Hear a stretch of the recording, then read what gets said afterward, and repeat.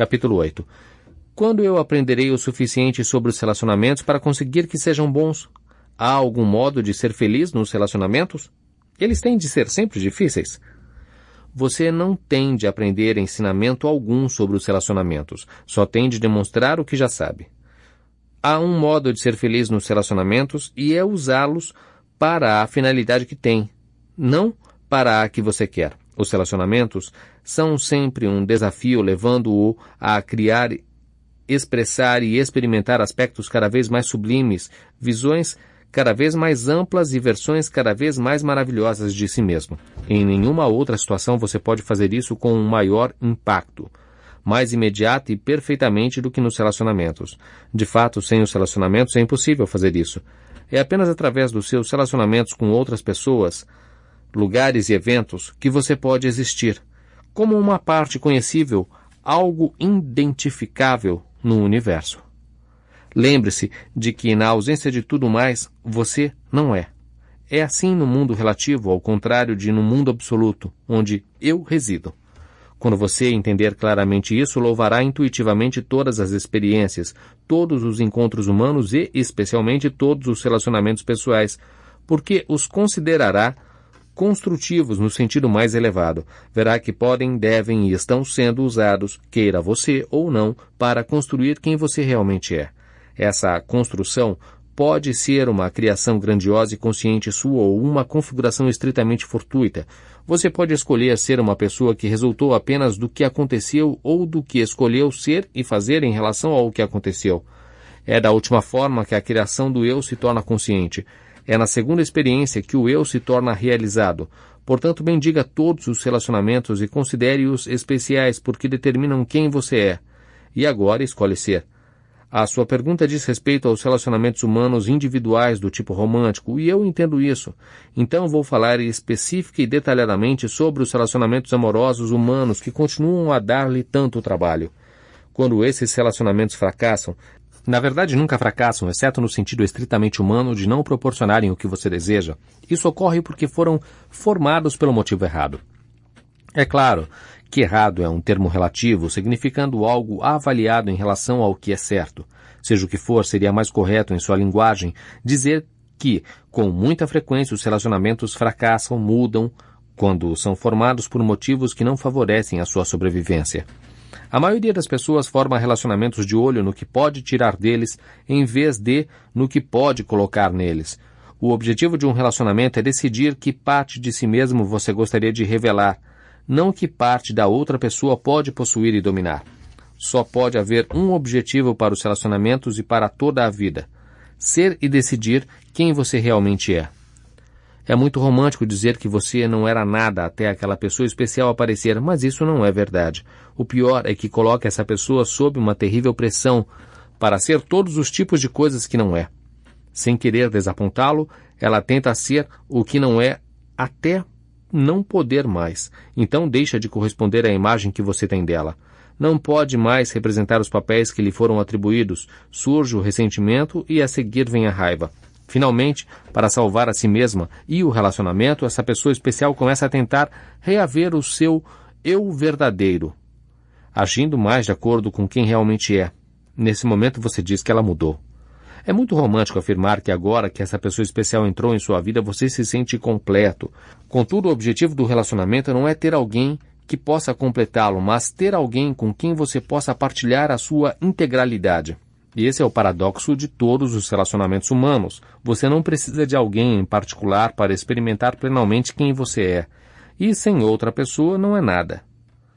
Isso é o mistério, a maravilha, a frustração e a alegria da experiência humana. Exige uma compreensão profunda e uma disposição total de viver dentro desse paradoxo de um modo que faz sentido. Eu observo que muito poucas pessoas fazem isso.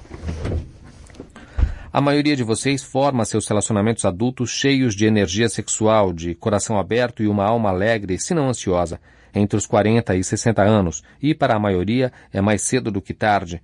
Vocês desistem de seu maior sonho, perdem a sua maior esperança e passam a ter a sua pior expectativa. Ou a não esperar coisa alguma. O problema é simples e ainda assim muito mal compreendido. Seu maior sonho, sua ideia mais nobre e sua maior esperança tiveram mais a ver com a pessoa amada do que com o seu amado eu. O teste dos seus relacionamentos teve a ver com o quanto a outra pessoa vivia bem de acordo com as suas ideias, e o quanto você vivia bem de acordo com as ideias dela. Mas o único teste verdadeiro tem a ver com o quanto você vive bem de acordo com as suas ideias. Os relacionamentos são sagrados porque fornecem a maior oportunidade da vida, de fato a única, de criar e produzir a experiência de sua conceitualização mais elevada do eu. Os relacionamentos fracassam quando você os vê como a maior oportunidade da vida de criar e produzir a experiência de sua conceitualização mais elevada da outra pessoa. Deixe cada pessoa no relacionamento se preocupar com o seu eu, com o que está sendo, fazendo, tendo, desejando, pedindo, dando, procurando, criando e experimentando, e todos os relacionamentos servirão muito bem ao seu objetivo e aos seus participantes. Deixe cada pessoa no relacionamento se preocupar não com a outra, mas apenas consigo mesma. Esse parece ser um ensinamento estranho, porque foi-lhe dito que na forma mais sublime de relacionamento uma pessoa se preocupa apenas com a outra, mas eu lhe digo que seu enfoque na outra pessoa, sua obsessão por ela, é o que faz o relacionamento fracassar. O que a outra pessoa está sendo, o que está fazendo, o que está tendo, o que está dizendo, querendo, exigindo, o que está pensando, esperando ou planejando. O mestre compreende que não importa o que a outra pessoa está sendo, fazendo, tendo, dizendo, querendo, exigindo, pensando ou esperando e planejando. Só importa o que você está sendo em relação a isso. A pessoa mais amorosa é aquela que é egocêntrica. Espera, esse é um ensinamento radical. Não se você o observar cuidadosamente. Se você não puder amar a si mesmo, não poderá amar a alguém. Muitas pessoas cometem o erro de tentar amar a si mesmas através do amor por alguém. É claro que elas não percebem que estão fazendo isso. Esse não é um esforço consciente. É o que acontece na mente, nos recônditos da mente, no que você chama de subconsciente. Elas pensam, se eu puder apenas amar outras pessoas, elas me amarão, então serei digno de amor e poderei amar a mim mesmo. Ocorre o oposto, com muitas pessoas que se odeiam porque acham que ninguém as ama. Isso é uma doença. É quando as pessoas estão realmente doentes de amor, porque a verdade é que elas de fato são amadas, mas isso não importa. Não importa quantos digam que as amam, isso não basta. Em primeiro lugar, elas não acreditam em você, acham que está tentando manipulá-las com algum objetivo. Como você poderia amá-las pelo que realmente são? Não, algo deve estar errado. Você deve estar querendo alguma coisa. O que é que você quer? Elas tentam descobrir como alguém poderia de fato amá-las. Então não acreditam em você e tentam fazê-lo provar o seu amor. Você tem de provar que as ama. Como prova de que as ama, elas podem pedir-lhe para começar a mudar o seu comportamento. Em segundo, se elas finalmente chegarem a um ponto em que conseguem acreditar que você as ama, começarão imediatamente a se perguntar por quanto tempo poderão conservar o seu amor. Então, para conservá-lo, começam a mudar o seu comportamento. Por isso, as duas pessoas literalmente se perdem em um relacionamento. Elas o formam esperando se encontrar, em vez disso, se perdem. Essa perda do eu em um relacionamento é a principal causa da amargura em reuniões desse tipo. Duas pessoas se unem em uma parceria esperando que o todo seja mais do que a soma das partes, apenas para descobrir que é menos. Elas se sentem menos do que quando eram solteiras, menos capazes, menos excitantes, menos atraentes, menos alegres e menos satisfeitas. Isso é porque elas são menos. Deixaram de ser quase tudo o que são para estar e permanecer no relacionamento. O objetivo dos relacionamentos nunca foi esse. Contudo, é assim que eles são experimentados por mais pessoas do que você poderia imaginar. Por quê? Por quê? Porque as pessoas se esqueceram do objetivo dos relacionamentos, se é que algum dia souberam qual era. Quando uma pessoa deixa de ver a outra como uma alma sagrada em uma jornada sagrada, não pode ver o objetivo, o motivo por trás de todos os relacionamentos. A alma foi para o corpo e este ganhou vida com o objetivo de evolução. Você está evoluindo, tornando-se alguma coisa, e está usando seu relacionamento com tudo para decidir o que está se tornando. Foi para realizar esse trabalho que você veio ao mundo. Esta é a alegria de criar e conhecer o eu, tornar-se conscientemente o que deseja ser. É o que significa ter consciência de si mesmo. Você levou o seu eu para o mundo relativo a fim de ter os meios para experimentar quem realmente é. Quem você é quem você se torna em relação a todo o restante do mundo. Seus relacionamentos pessoais são os elementos mais importantes nesse processo, portanto são sagrados. Não tem praticamente nada a ver com as outras pessoas, porém, como envolvem terceiros, eles têm tudo a ver com elas. Essa é a dicotomia divina. Esse é o círculo fechado. Assim sendo, não é um ensinamento tão radical dizer: benditos sejam os egocêntricos, porque eles conhecerão a Deus. Poderia não ser um objetivo tão ruim em sua vida conhecer a parte mais elevada do seu eu e permanecer centrado nela. Por isso, o seu primeiro relacionamento deve ser com o seu eu. Antes de tudo, deve aprender a honrar a si mesmo. E também aprender a amar a si mesmo. Você deve reconhecer a sua dignidade e santidade antes de reconhecer a dignidade e santidade das outras pessoas. Se colocar o carro diante dos bois, como a maioria das religiões lhe pede que faça, e reconhecer a santidade de outra pessoa antes da sua, um dia se ressentirá disso. Se há uma coisa que nenhum de vocês pode tolerar é ser superado em santidade. Todavia, suas religiões os forçam a considerar outras pessoas mais santas do que vocês, e então fazem isso durante algum tempo. Depois as crucificam. Vocês crucificaram, de um modo ou de outro, todos os meus mestres, não apenas um. E o fizeram não porque eles eram mais santos do que vocês, mas porque imaginaram que eram. Todos os meus mestres transmitiram a mesma mensagem. Não, eu sou mais santo do que vocês, mas vocês são tão santos quanto eu. Essa foi a mensagem que vocês não conseguiram ouvir, a verdade que não conseguiram aceitar. E é por isso que nunca conseguem amar verdadeira e puramente uns aos outros. Nunca amaram verdadeiramente e puramente uns aos outros, nem a si mesmos.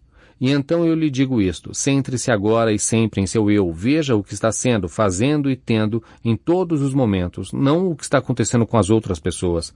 Não é na ação das outras pessoas, mas em sua reação que você encontrará a sua salvação. Eu sei, mas isso de algum modo nos deixa a impressão de que não deveríamos nos preocupar com o que as outras pessoas nos fazem nos relacionamentos. Elas podem ter qualquer atitude e desde que mantenhamos o nosso equilíbrio, nos centramos em nós mesmos e consideremos o que é importante, nada poderá nos afetar. Mas as outras pessoas realmente nos afetam. Às vezes, os seus atos realmente nos magoam. É quando surge a mágoa nos relacionamentos que eu não sei o que fazer. É muito fácil dizer: deixe isso para lá, faça com que este fato não signifique coisa alguma para você. Mas eu realmente fico magoado com as palavras e os atos das outras pessoas nos relacionamentos.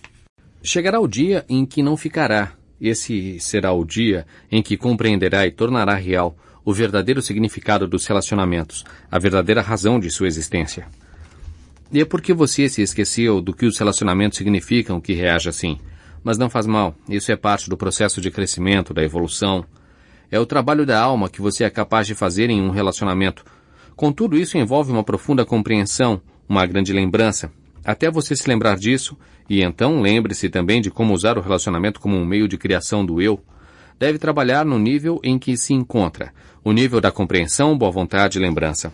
E, por conseguinte, há iniciativas que você pode ter quando reage com sofrimento e magia ao que a outra pessoa está sendo, dizendo ou fazendo. A primeira é admitir honestamente para si mesmo e para ela como está se sentindo. Muitos de vocês têm medo de fazer isso porque acham que os fará parecer ruins. Em algum lugar, em seu íntimo, você percebe que provavelmente é ridículo sentir-se assim. Provavelmente é uma fraqueza sua. Você está acima dessas coisas, mas não pode evitar. Ainda se sente assim. Há apenas uma coisa que você pode fazer: respeitar os seus sentimentos, porque respeitá-los significa respeitar o seu eu, e você deve amar ao próximo como ama a si mesmo. Como pode esperar compreender e respeitar os sentimentos do próximo se não respeita os seus? A primeira pergunta em qualquer processo interativo com outra pessoa é: quem eu sou agora? E quem desejo ser em relação a isso? Frequentemente você só lembra de quem é e de quem deseja ser quando experimenta alguns modos do ser. É por este motivo que é tão importante respeitar os seus sentimentos mais verdadeiros. Se o seu primeiro sentimento é negativo, simplesmente tê-lo é com frequência tudo o que é preciso para evitá-lo. É quando você tem aversão, raiva, revolta e vontade de querer dar o troco, que pode repudiar esses primeiros sentimentos por não corresponderem a quem deseja ser.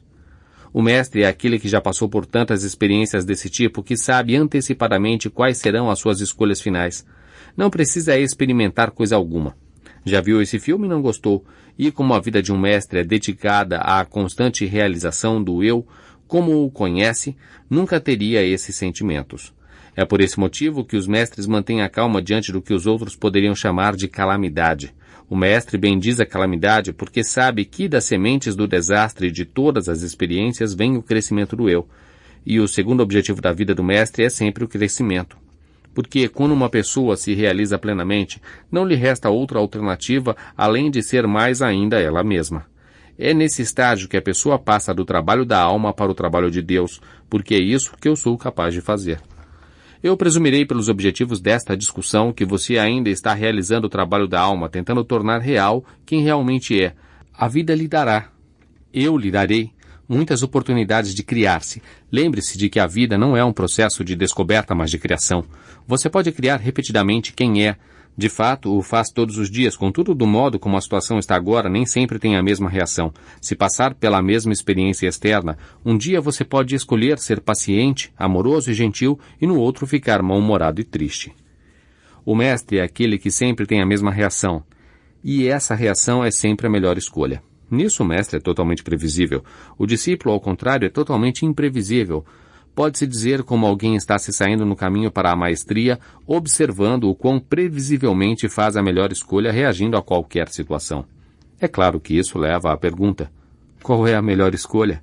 Eis uma pergunta que foi feita por filósofos e teólogos desde o início dos tempos. Se você deseja realmente saber a resposta, já está a caminho da maestria, porque ainda é verdade que a maioria das pessoas continua a se fazer outra pergunta. Não qual é a melhor escolha, mas qual é a mais vantajosa, ou como posso perder menos. Quando se vive tendo um ponto de vista de controle de dano ou vantagem máxima, o verdadeiro benefício da vida é perdido, a oportunidade e as chances são perdidas, porque uma vida assim é uma vida com medo, e essa vida conta uma mentira a seu respeito, porque você não é medo, é amor. Amor que não precisa de proteção, que não pode ser perdido.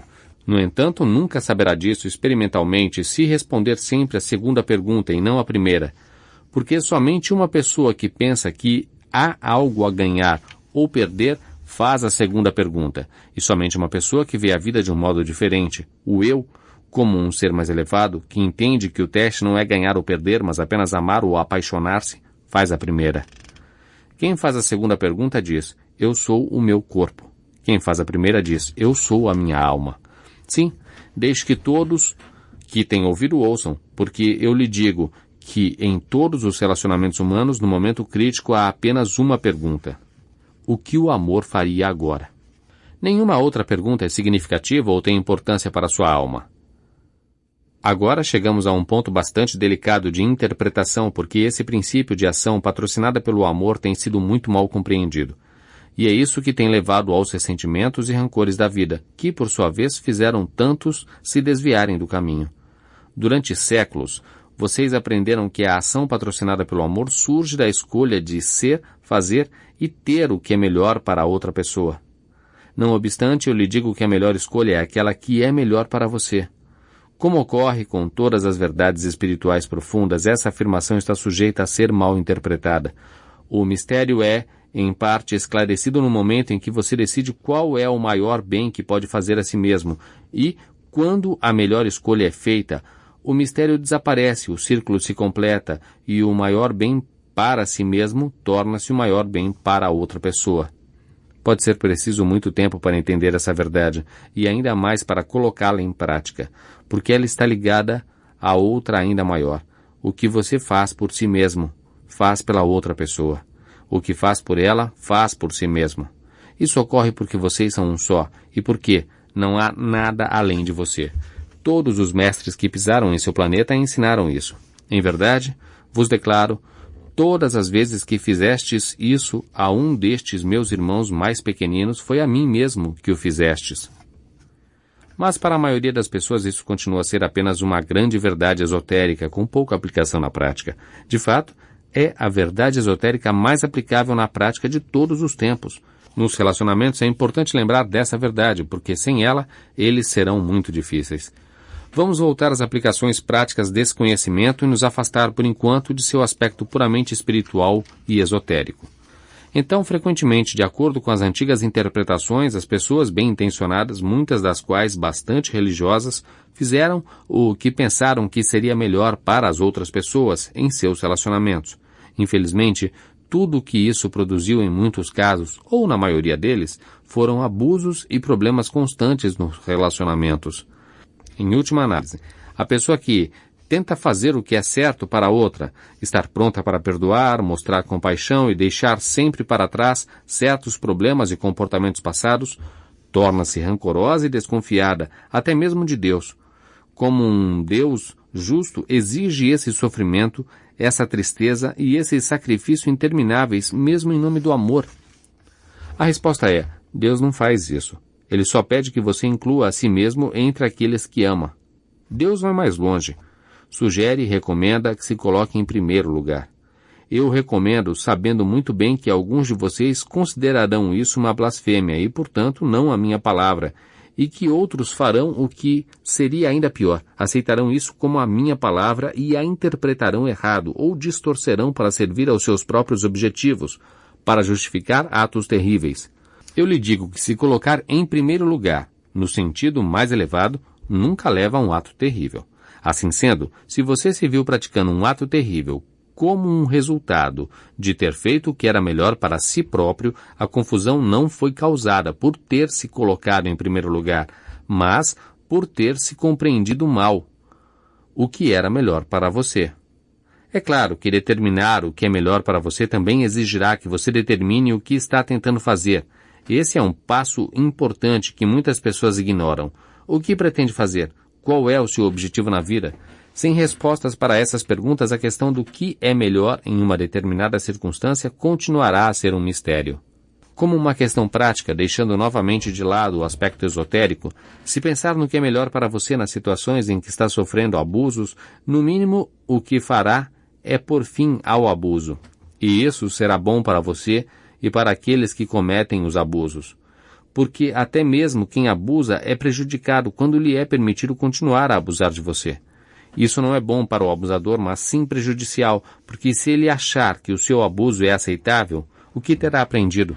Mas se ele ver que o seu abuso não será mais aceito, o que lhe terá sido permitido descobrir?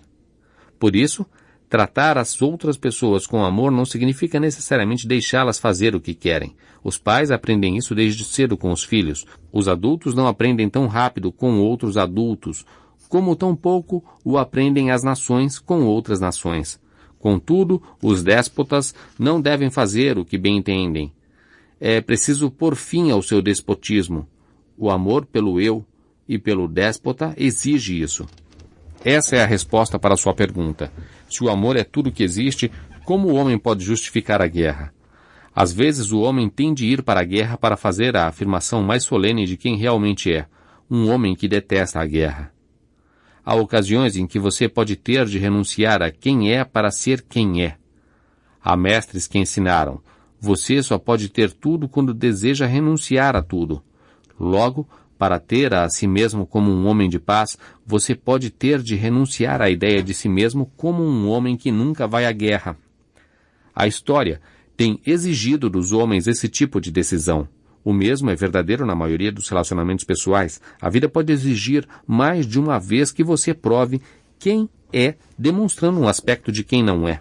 Não é muito difícil entender isso, se você já viveu bastante, embora para os jovens idealistas possa parecer a maior das contradições. Em uma retrospecção mais madura, parece uma dicotomia divina. Nos relacionamentos, isso não significa que se você está sendo magoado, tem de dar o troco. O mesmo pode ser dito nos relacionamentos entre nações. Simplesmente significa que permitir que a outra pessoa esteja sempre maltratando-o pode não ser a melhor opção a fazer, por si mesmo ou por ela.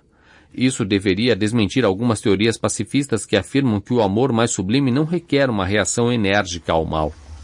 A discussão aqui torna-se novamente esotérica, porque nenhum estudo sério dessa afirmação pode ignorar a palavra mal e os julgamentos de valor em que se implica. Na verdade, o mal não existe. O que existe são apenas fenômenos objetivos e experiências. O seu próprio objetivo na vida exige que você escolha de um conjunto infinito de fenômenos alguns que considera maus. Porque, se não o fizer, não poderá considerar a si mesmo ou a nada bom, e, portanto, não poderá conhecer ou criar o seu eu. Você se define através do que considera mal e bom. Por isso, o maior mal seria não considerar nada mal. Nessa vida, você existe no mundo relativo, onde uma coisa só pode existir na medida em que se relaciona com outra. É ao mesmo tempo a função e o objetivo do relacionamento fornecer um campo de experiência dentro do qual você se encontra, se define e, se escolher, constantemente recria quem é.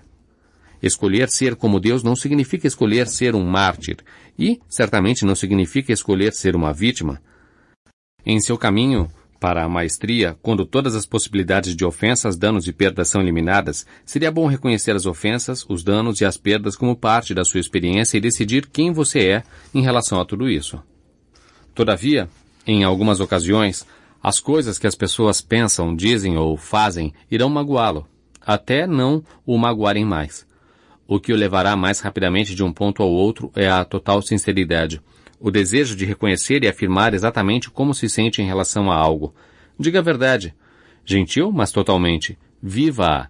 Gentil, mas totalmente. Mude a sua verdade de maneira fácil e rápida quando a sua experiência lhe proporcionar uma nova lucidez. Ninguém em seu juízo perfeito, muito menos Deus, lhe diria quando você está magoado em um relacionamento.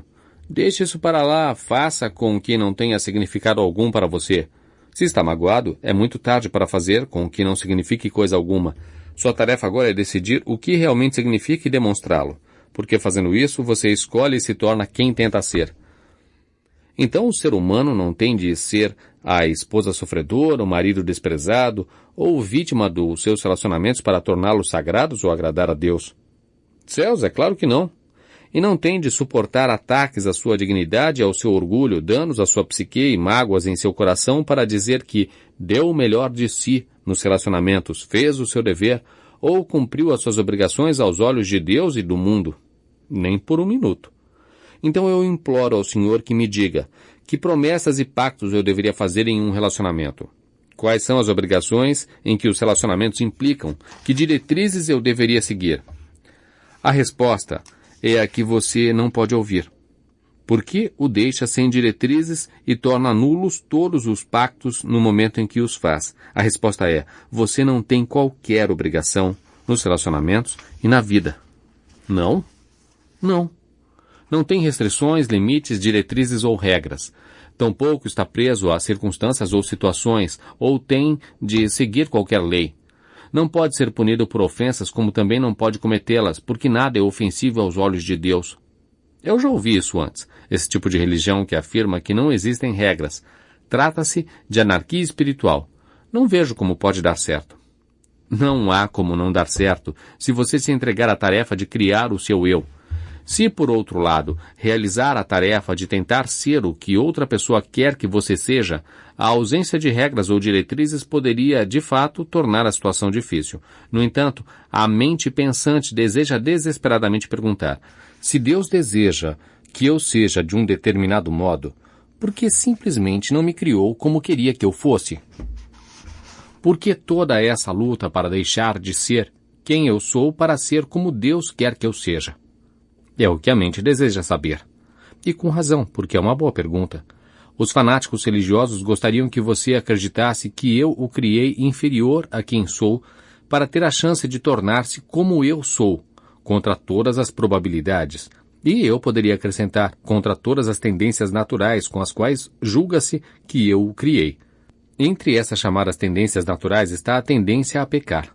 Foi-lhe ensinado que nasceu e morrerá com o pecado, que pecar é a sua natureza. Uma de suas religiões até mesmo lhe ensina que você não pode fazer nada em relação a isso. Suas próprias ações são irrelevantes e sem sentido. É arrogância achar que através de uma ação sua pode ir para o céu. Há apenas um modo de ir para o céu: salvar-se, pela graça concedida por seu Deus através da aceitação de seu Filho como mensageiro. Só então você será salvo. Até lá, nada que faça, nem a vida que leva, suas escolhas, ou o que realiza por sua própria vontade em um esforço para melhorar ou mostrar o seu valor, tem qualquer efeito ou influência. Você é incapaz de mostrar o seu valor porque é inerentemente sem valor. Foi criado assim. Por quê? Só Deus sabe. Talvez ele tenha cometido um erro, talvez tenha vontade de voltar atrás, mas é assim que é. O que fazer? O Senhor está zombando de mim. Não. Vocês é que estão zombando de mim. Dizem que eu, Deus, fiz seres inerentemente imperfeitos, depois exigi que fossem perfeitos, para não serem condenados. Estão dizendo que milhares de anos depois da criação do mundo eu me tornei menos severo e disse que dali em diante vocês não teriam necessariamente de ser bons, teriam apenas de se sentir mal quando não o estivessem sendo, e aceitar como seu salvador o único ser que podia ser sempre perfeito, satisfazendo assim a minha ânsia por perfeição. Vocês dizem que meu filho, o único perfeito, o salvou de sua própria imperfeição, com que eu os criei. Em outras palavras, o Filho de Deus o salvou do que o seu pai fez. É isso que vocês, muitos de vocês, dizem que eu fiz. E agora, quem está zombando de quem? Essa é a segunda vez neste livro que o Senhor parece ter se lançado a um ataque direto ao cristianismo fundamentalista. Eu estou surpreso. Você escolheu a palavra ataque. Estou apenas me referindo a esse tema. E a propósito, o tema não é o cristianismo fundamentalista, como você o chama. É toda a natureza divina e o relacionamento de Deus com o homem. A dúvida surge aqui porque estamos discutindo a questão das obrigações nos relacionamentos e na vida em si. Você não consegue acreditar em um relacionamento sem obrigações porque não consegue aceitar quem e o que realmente é. Chamo uma vida de completa liberdade de anarquia espiritual. Eu a chamo de uma bela promessa divina. É apenas dentro do contexto dessa promessa que o grande plano de Deus pode ser concluído. Você não tem obrigações no relacionamento, tem apenas oportunidades. As oportunidades, não as obrigações, são a base da religião de toda a espiritualidade. Enquanto você pensar o contrário, não entenderá isso. O relacionamento, o seu relacionamento com todas as coisas, foi criado como seu instrumento perfeito no trabalho da alma. É por este motivo que todos os relacionamentos humanos e pessoais são sagrados. Nesse ponto, muitas igrejas têm razão. O casamento é um sacramento, mas não devido às suas obrigações sagradas, mas à oportunidade sem igual que proporciona. Nunca faça algo em um relacionamento porque acha que é a sua obrigação. Faça-o compreendendo que é uma ótima oportunidade que está tendo de decidir e ser quem você realmente é. Eu entendo isso. Contudo, em meus relacionamentos, tenho sempre desistido quando a situação se torna difícil. O resultado é que tive vários deles, embora pensasse, quando era garoto, que teria apenas um. Não pareço saber o que é manter um relacionamento. O senhor acha que algum dia aprenderei? O que tenho de fazer para aprender? Você faz parecer que manter um relacionamento significa que foi bem sucedido. Não confunda longevidade com um trabalho bem feito. Lembre-se de que o seu trabalho no planeta não é verificar quanto tempo pode permanecer em um relacionamento, mas decidir e experimentar quem realmente é. Isso não é uma defesa dos relacionamentos de curta duração e tampouco há uma exigência de que os relacionamentos sejam de longa duração. Embora não haja essa exigência, os de longa duração realmente proporcionam ótimas oportunidades de crescimento mútuo, de expressão e satisfação mútuas, o que é gratificante. Eu sei. Quero dizer, sempre suspeitei disso. Então o que faço para que meus relacionamentos sejam de longa duração? Em primeiro lugar, entre em um relacionamento pelos motivos certos. Estou usando a palavra certo aqui como um termo relativo, quero dizer certo em relação ao seu objetivo maior na vida. Como eu mencionei antes, a maioria das pessoas entra nos relacionamentos pelos motivos errados. Para pôr fim à solidão, preencher um vazio, ser amadas ou ter alguém para amar. E esses são alguns dos melhores motivos. Outras o fazem para massagear o ego, acabar com a depressão, melhorar a vida sexual, recuperar-se de um relacionamento anterior ou, acredite ou não, para livrar-se do tédio. Nenhum desses motivos trará bons resultados, e a menos que algo mude totalmente ao longo do caminho, o relacionamento também não dará certo. Eu não entrei em meus relacionamentos por nenhum desses motivos. Eu não afirmaria isso. Não creio que você saiba por que entrou em seus relacionamentos. Não creio que tenha pensado sobre este assunto dessa forma. Acho que você não entrou em seus relacionamentos com um propósito, mas porque apaixonou-se. É isso mesmo. E eu não creio que você tenha parado para pensar em por que apaixonou-se. Aqui estava reagindo. Que necessidades estavam sendo satisfeitas? Para a maioria das pessoas, o amor é uma reação a necessidades satisfeitas. Todos têm necessidades. Você precisa disto e a outra pessoa daquilo. Ambos veem um no outro uma chance de satisfazerem as suas necessidades. Por esse motivo, fazem um acordo tácito. Eu lhe darei o que tenho se você me der o que tem. Isso é um negócio, mas vocês não dizem, eu lhe pedirei muito. Dizem, eu o amo ou eu a amo muito. E então começa o desapontamento. O senhor já disse isso. Sim, e você já fez isso, mais de uma vez. Às vezes este livro parece estar caminhando em círculos, sempre se repetindo. Como a vida. Touché. O processo aqui é que você faz as perguntas e eu apenas as respondo. Quando faz a mesma pergunta de 3 modos diferentes, sou obrigado a continuar a respondê-la. Talvez eu espere que o senhor dê uma resposta diferente. Quando eu lhe pergunto sobre os relacionamentos, há muito romance envolvido. O que há de errado em apaixonar-se perdidamente sem ter de pensar sobre isso? Nada. Apaixone-se assim por quantas pessoas quiser, mas se quiser formar com elas um relacionamento para a vida toda, pode querer acrescentar um pouco de reflexão. Por outro lado, se gostar de ter muitos relacionamentos, ou pior ainda, se permanecer em um deles porque acha que tem de fazê-lo, e depois viver em um mundo de desespero, se gostar de repetir os padrões do seu passado, continue a fazer o que tem feito. Está certo, está certo. Eu entendi. Puxa vida, o senhor é implacável, não é? Esse é o problema com a verdade. É implacável. Não o deixe em paz. Fica cercando-o de todos os lados, mostrando-lhe o que realmente é. Isso pode ser perturbador. De fato. Por esse motivo, eu quero descobrir os meios de ter um relacionamento de longo prazo. E o senhor diz que entrar nos relacionamentos com um propósito é um deles. Sim. Certifique-se de que você e sua companheira concordam a respeito do propósito. Se ambos concordarem em um nível consciente em que o propósito de seu relacionamento é criar uma oportunidade, não uma obrigação, uma oportunidade de crescimento, de expressão plena de suas personalidades, de realizar todo o seu potencial, de suas vidas, de deixar de lado todos os pensamentos falsos ou todas as ideias pequenas que já tiveram sobre si mesmos e de reconciliação definitiva com Deus através da comunhão de suas almas, se fizerem este voto em vez dos votos que têm feito até agora, o relacionamento começará muito bem, com o pé direito. E é um ótimo começo. Ainda assim não é garantia de sucesso. Se você deseja garantias na vida, então não deseja a vida. Deseja repetir um roteiro que já foi escrito. Por natureza, a vida não pode ter garantias, porque isso iria contra todo o seu objetivo. Está certo. Eu entendi. Então agora o meu relacionamento está nesse ótimo começo. Como faço para mantê-lo assim? Saiba e compreenda que haverá desafios e momentos difíceis. Não tente evitá-los.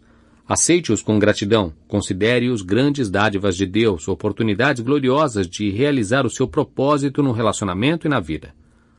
Nessas ocasiões, tente não ver a sua parceira como inimigo ou oponente.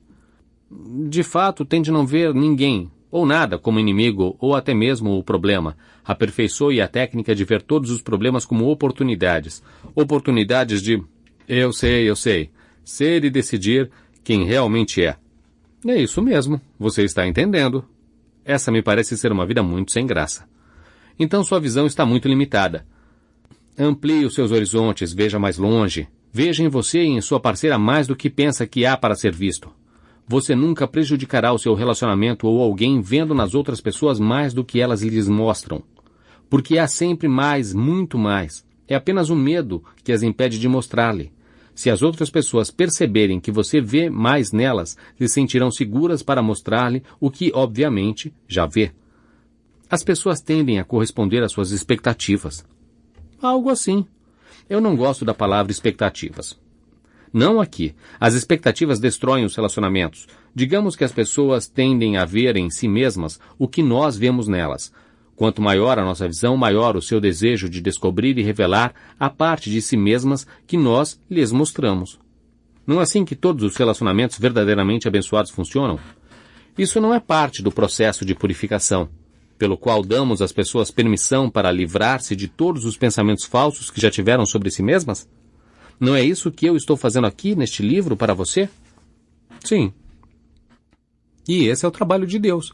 O trabalho da alma é despertá-lo, o trabalho de Deus é despertar todas as outras pessoas. Nós fazemos isso vendo-as como quem são, lembrando-as de quem são. Isso pode ser feito de 2 modos. Lembrando-as de quem são, o que é muito difícil porque elas não acreditarão em você, e de quem você é, o que é muito mais fácil porque você não precisa da crença delas, apenas da sua. Demonstrá-lo constantemente em última análise Lembrará as outras pessoas de quem são, porque elas se verão em você. Muitos mestres foram enviados à Terra para demonstrar a verdade eterna. Outros, como João Batista, foram enviados como mensageiros, dizendo a verdade com veemência e falando sobre Deus com inequívoca clareza. Esses mensageiros especiais foram dotados de extraordinário insight e do poder muito especial de ver e aceitar a verdade eterna, além da capacidade de comunicar conceitos complexos de modos que podem ser e serão compreendidos pelas massas. Você é um desses mensageiros? Eu? Sim. Acredite em mim? Isso é algo muito difícil de aceitar. Quero dizer, todos nós queremos ser especiais. Todos vocês são especiais. E o ego entra aí, pelo menos no meu caso, e tenta fazer com que, de algum modo, nos sintamos escolhidos para uma importante missão. Eu tenho de lutar contra o meu ego o tempo todo, tentar purificar repetidamente todos os meus pensamentos, todas as palavras e todos os atos para deixar o enaltecimento pessoal fora disso. Então é muito difícil ouvir o que o Senhor está dizendo, porque tenho consciência de que massageio o meu ego e passei toda a minha vida lutando contra o meu ego. Sei que sim, e às vezes sem muito sucesso. Eu detesto ter de concordar. Contudo, tratando-se de Deus, você sempre deixou o ego de lado. Muitas noites implorou a mim por lucidez e insight, não para valorizar-se ou ser respeitado, mas por uma ânsia pura e simples de saber. Sim, e você me prometeu, repetidamente, que se viesse a saber, passaria o restante de sua vida, todos os momentos em que estivesse desperto, partilhando a verdade eterna com o próximo, não por uma necessidade de ser glorificado, mas por um desejo profundo de pôr fim ao sofrimento alheio, de alegrar, ajudar e purificar, de proporcionar novamente ao próximo o sentimento de união com Deus que você sempre teve. Sim, claro. E por isso eu o escolhi para ser meu mensageiro. Fiz o mesmo com muitos outros. Por enquanto, e em um futuro próximo, o mundo precisará que soem muitas trombetas, precisará de muitas vozes pronunciando as palavras de verdade e purificação que milhões de pessoas desejam ouvir. De muitos corações realizando juntos o trabalho da alma e preparados para realizar o trabalho de Deus. Você pode afirmar sinceramente que não tem consciência disso? Não. Pode negar sinceramente que foi para isso que veio? Não. Então está pronto com este livro para chegar a uma conclusão sobre a sua verdade eterna, anunciá-la e proclamar a minha glória? Tenho de colocar tudo isso no livro? Você não tem de fazer coisa alguma. Lembre-se de que em nosso relacionamento não há obrigações, há apenas oportunidades. Essa não é a oportunidade pela qual você esperou a vida inteira? Não se dedicou e se preparou para essa missão desde os primeiros momentos da juventude? Sim. Então não faça o que é obrigado a fazer, mas o que tem uma oportunidade de fazer. Quanto a colocar tudo isso em seu livro, por que não colocaria?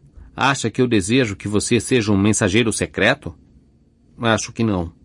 É preciso muita coragem para declarar-se um homem de Deus. Você sabe que o mundo o aceitará muito mais rapidamente como tudo, menos um homem de Deus, um autêntico mensageiro. Todos os meus mensageiros foram desonrados. Em vez de terem glória, tudo que conseguiram ter foi uma tristeza profunda. Você concorda com isso? Seu coração anseia por dizer a verdade em relação a mim? Aceita ser ridicularizado? Está preparado para renunciar à glória na terra a favor da glória maior da alma plenamente realizada? O senhor está fazendo tudo parecer subitamente muito difícil. Acha que eu deveria enganá-lo? Bem, poderíamos apenas tornar a situação um pouco mais alegre aqui. Eu sou totalmente a favor da alegria. Por que não terminamos este capítulo com uma anedota? Boa ideia. O senhor tem alguma para contar? Não, mas vocês sim. Conte-me aquela sobre a garotinha que estava fazendo um desenho. Ah, sim.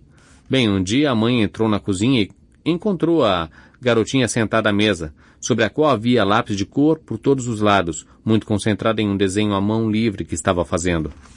O que está desenhando? Perguntou a mãe.